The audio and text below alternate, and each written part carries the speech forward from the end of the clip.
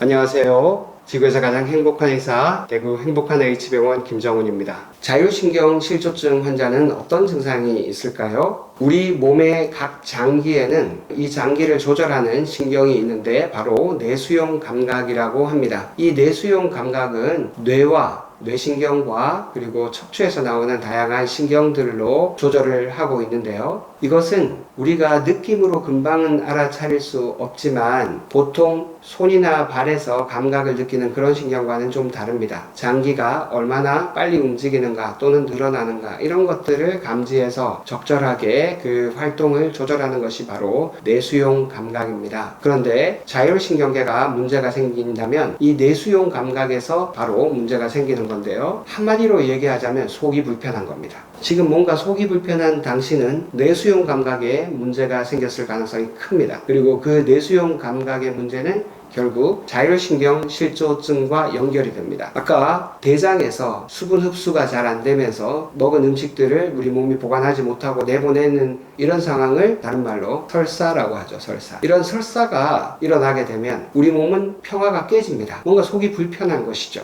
물론 속이 불편하다는 것은 이렇게 소화기관의 문제일 수도 있지만 예를 들어서 새벽 3시입니다. 갑자기 소변 보려고 일어났는데 심장이 120회, 130회 갑자기 빨리 뛰기 시작해요. 그러면 어떻습니까? 편안하게 다시 잠을 잘 수 있을까요? 당장 뭔가 큰일이 날 것 같은 그런 느낌이 들죠. 응급실을 찾아가야 될 것 같은 마음이 당연히 들 겁니다. 이런 것들이 바로 우리 내수용 감각에 이상이 생겼다는 뜻입니다. 아무 일도 없는데 갑자기 심장이 막 빨리 뛰기 시작하는 거예요. 이것이 자율신경 실조증 환자들이 겪는 어려움입니다. 그러니까 자율신경 실조증 환자들은 속 편하게 잠을 자고 속 편하게 식사를 하기가 굉장히 어려운 것이죠. 그런데 왜 자율신경 실조증 또는 자율신경 장애라고 불리는 이 병은 그렇게 지금까지 잘 드러나지 않았는가 하는 점입니다. 결론적으로 말씀드리면 증상이 워낙 다양해서 그렇습니다. 불안, 만성피로, 브레인포그라고 해서 정신상태가 좀 흐리멍텅한 거, 그리고 두통이 있거나 현기증, 허약감, 운동 능력이 떨어지고 잠을 잘 못 자고 이러면 우리가 대부분 신경과에 찾아가기가 쉽죠. 또는 시야가 흐려졌다든지 또는 복시가 있다든지 빛에 대한 민감도가 증가했다 이러면은 또 안과를 찾아갈 수도 있고요. 또는 탈모가 있다거나 피부가 칙칙해진다거나 이러면은 피부과를 찾아갈 수도 있죠. 안정시에도 심장이 빨리 뛴다거나 비립성 저혈압이 있다거나 부정맥이 있다거나 반사성 실신이라고 해서 갑작스럽게 사람이 쓰러질 것 같은 이런 일들이 있다면 또 순환기 내과를 찾아가겠죠. 그리고 소화기 내과를 찾아가시는 분들이 가장 많습니다. 자율신경 실조증 환자 중에서는요. 과민성 대장증후군이라든지 속이 뭔가 니글거린다거나 위가 힘이 없어서 제대로 소화가 안 되는 듯한 느낌, 그리고 변비나 설사, 아랫배가 빵빵한 느낌, 복통 뭐 이런 것들이 굉장히 흔하거든요. 그래서 소화기 내과를 찾아갈 수도 있고 땀이 잘 안 나거나 너무 많이 나거나 손발이 차거나 이런 일들이 있다면 또 혈관하고 무슨 관계가 있을 것 같아서 또 혈관을 보시는 그 혈관외과를 찾아갈 수도 있습니다.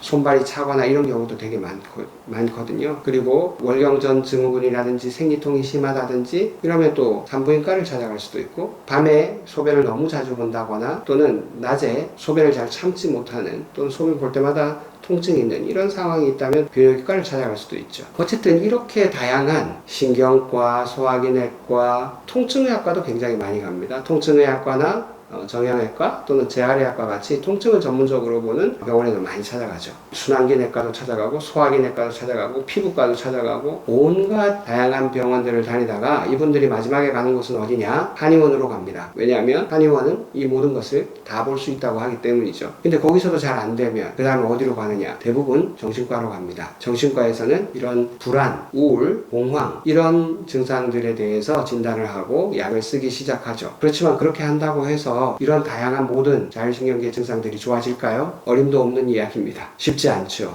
반드시 자율신경 실조증을 앓고 있는 분들은 기억해야 될 것이 이것이 우리 몸의 척추와 관련이 있다는 것입니다. 사람이 정상적인 척추 커브를 가지고 있다면 이 자율신경 실조증이 발생할 가능성이 뚝 떨어집니다. 그런데 목이 뻣뻣하고 일자로 앞으로 빠져나가 있다든지 등이 평평하다든지 또는 어깨가 이렇게 잔뜩 말려있는 라운드 숄더가 있다든지 이런 분들은 자율신경 실조증을 앓을 가능성이 더 많아지죠. 왜냐하면 자율신경은 결국 뇌와 척추, 주로 목과 등의 문제가 밀접하게 연관이 있기 때문에 그렇습니다. 자율신경계 증상 중에서 그 부위에 따라서 굉장히 다양한 증상들이 나타날 수가 있습니다. 척추 바로 옆에는 교감신경절이라고 하는 신경의 정류장 같은 곳이 있는데요. 이것들이 비립근 그리고 다혈근 이런 근육들에게 의해서 쌓여 있는데 이런 근육의 긴장들이 교감신경절을 압박하거나 척추에서 빠져나오는 신경의 뿌리를 자극하거나 이런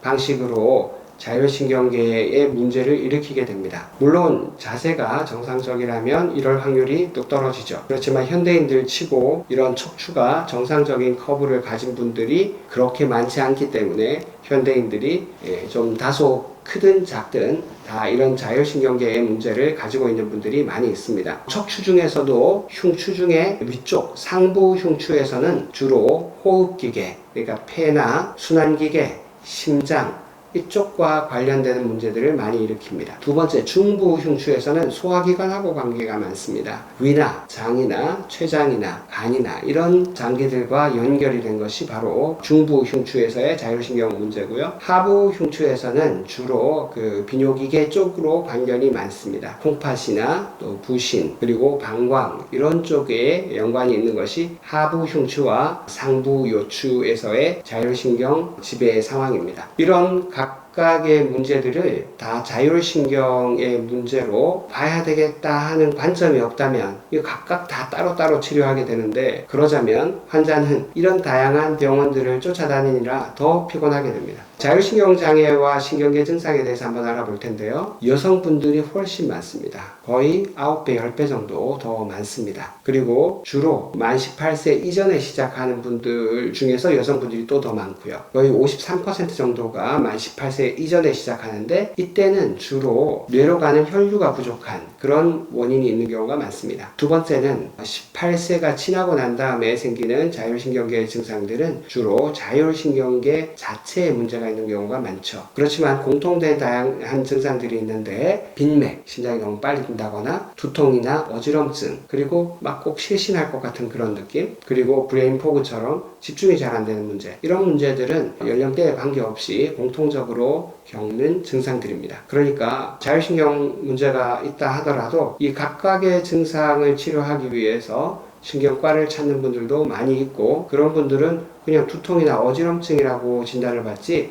자율신경실조증이라고 진단을 받지는 않습니다. 또 자율신경실조증하고 통증도 굉장히 연관이 많은데요. 코트 행여 페인이라고 해서 마치 옷걸이 모양으로 통증이 있는 겁니다. 여기 뒤통수에서부터 시작해서 어깨 이쪽 상부 승모근과 견갑거근이 있는 쪽으로 이렇게 마치 옷걸이 모양으로 근육의 긴장이 심하고 통증이 올라온다고 해서 이것이 코트 행여 페인이라고 부릅니다. 이것은 자율신경실조증 환자들에게 거의 한 80-90% 나타나는 것 같아요. 굉장히 흔한 통증입니다. 자율신경 실조증과 소화기 증상입니다. 약 60% 정도의 환자가 자율신경 실조증을 앓는 분들은 소화기 내과를 가본 적이 있죠. 그리고 위 운동 기능 검사를 한다거나 또는 과민성 대장 증후군과 같은 증상이 있다거나 염증성 위장 질환이 있는 경우도 드물지만 있습니다. 크론병처럼 장이 탄탄하지 못한 그런 병들도 이 자율신경 실조증과 연관이 있는 분들이 많이 있습니다. 자율신경 실조증과 감염인데요. 우리가 최근 몇 년간 다 같이 고생을 했던 코로나 사태가 바로 이 자율신경 실조증을 더 분명하게 드러낸 계기가 됐다고 저는 생각합니다. 코로나 시절에 많은 환자분들이 이런 혼란스러운 증상을 가지고 저희 병원에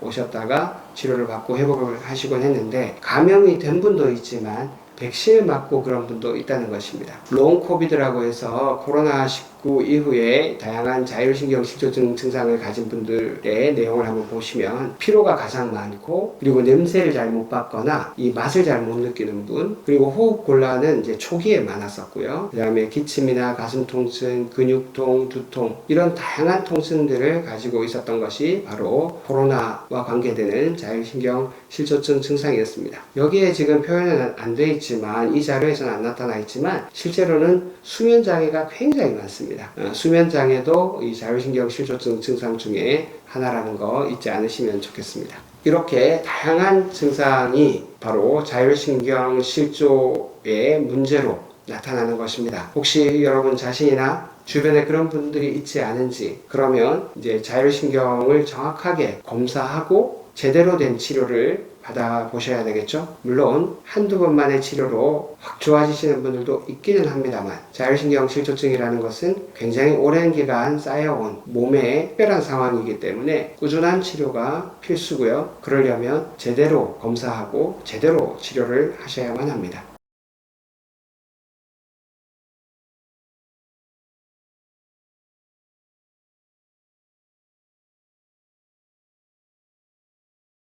감사합니다.